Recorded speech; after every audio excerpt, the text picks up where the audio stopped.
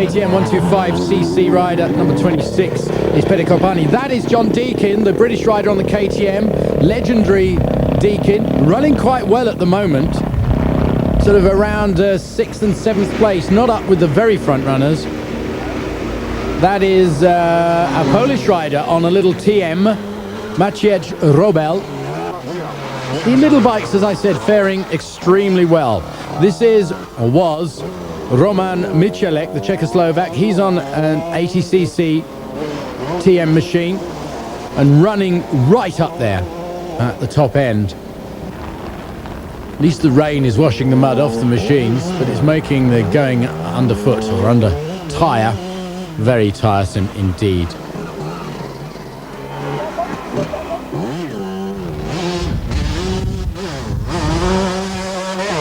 Thierry Godefroy, the Belgian rider, champion.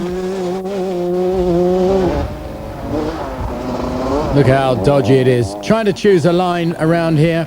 The only comment most of the riders have placed on this is Dominique Coste, another French rider.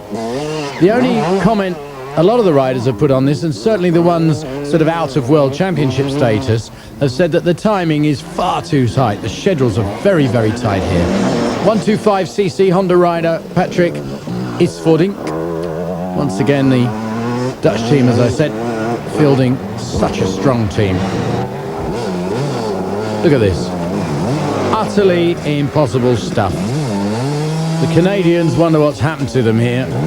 That Husky 250 is just well bogged down. A foot to the left and he would have been all right. But how are you supposed to tell? Well, just look at the different way Jimmink rides through this section. It's championship stuff here. Confidence, style, thinking ahead, keeping the momentum going. And the Kawasaki 500 just blasts right through it. So another special stage, that's Henk Knuiman off into the sand in his Kawasaki. But the rain keeps on coming down and the marshals, everybody trying to help team members through. Big thumpers making a nice noise there. This is Wim Hutton, another Dutch rider, crossing the canal onto another muddy track, and down it goes.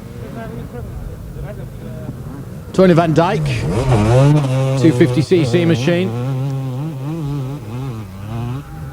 Blessed relief in the sand. One really couldn't have believed. This is Martin Weichenberger, the Austrian rider. One really couldn't have believed the bad luck as far as this weather is concerned. It's just rained and rained and rained. Leading after day 3, the Finnish rider there on his 4-stroke 500cc Husqvarna.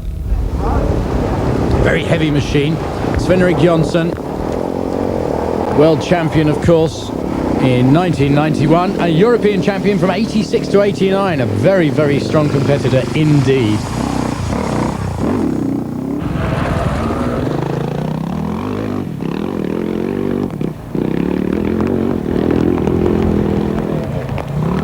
You can see the problems. Quite awesome. 6 days of going through these sort of conditions.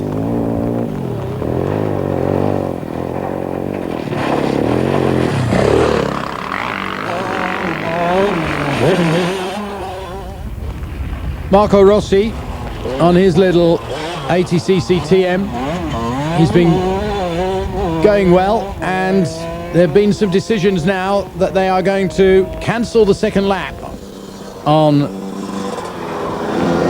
this 4th day, and there are a lot of relieved people in the Parc Fermé.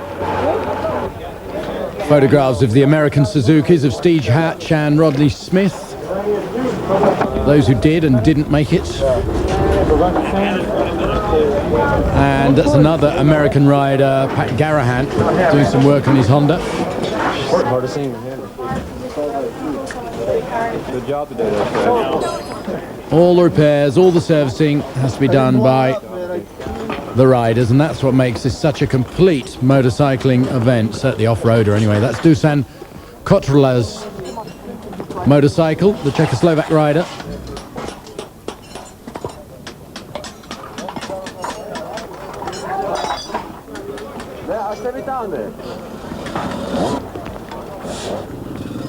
And there's Jimmink, still smiling, still looking relaxed. Let's have a chat to one of the Americans now. Rodney, you used to ride GPs in Europe. Have you ever been through such a mud like this here?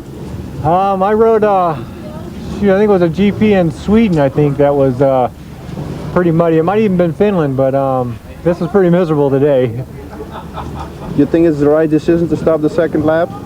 Yeah, the whole time through the first lap, you know, there was some spots that was getting really nasty, and I was on an earlier number, so I knew that even the guys, you know, behind me were going to have a lot of trouble, and I didn't think we could even make a second lap if we had to.